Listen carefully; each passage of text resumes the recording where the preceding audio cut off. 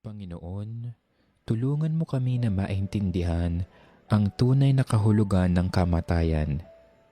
Ito ang katapusan ng paghihirap at simula ng kasaganaan. Ito ang katapusan ng kabiguan at simula ng tagumpay. Ito ang katapusan ng takot at simula ng kapayapaan. Ito ang katapusan ng hapis at simula ng walang hanggang tuwa.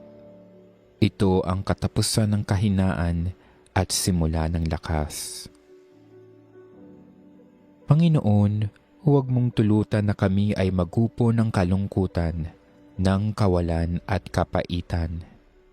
Sa halip ng kalungkutan, naway mangibabaw sa amin ng bagong kasiyahan dahil sa mga biyayang ipinagkakaloob mo sa amin. Alisin mo ang anumang takot at pangamba sa aming mga puso.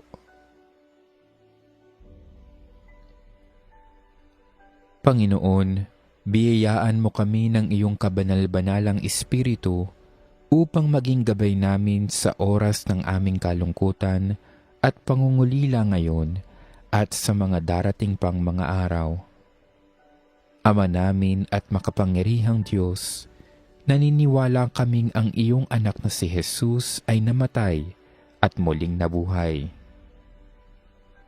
Ipinagdarasal namin ang pumanaw naming mahal sa buhay.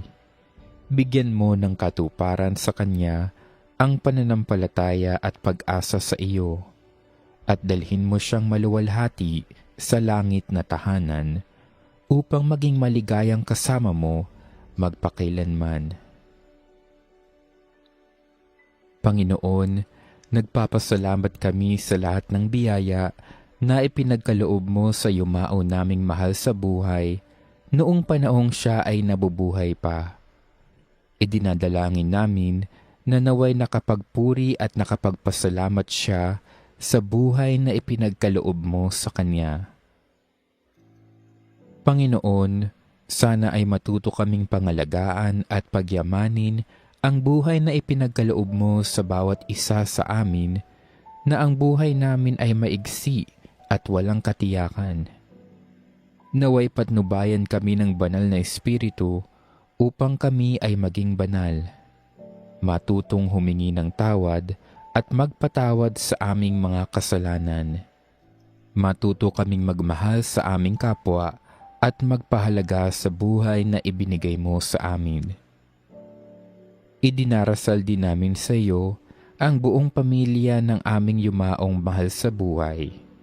Naway matanggap nila ang pagpanaw niya na may kapayapaan at pag-asa na siya ay kasama mo ngayon at ng mahal na Ama sa iyong tahanan. Pagpalain nawa ang yumao nating mahal sa buhay ng Panginoon at ingatan. Paliwanagin nawa ng Panginoon ang kanyang mukha sa iyo.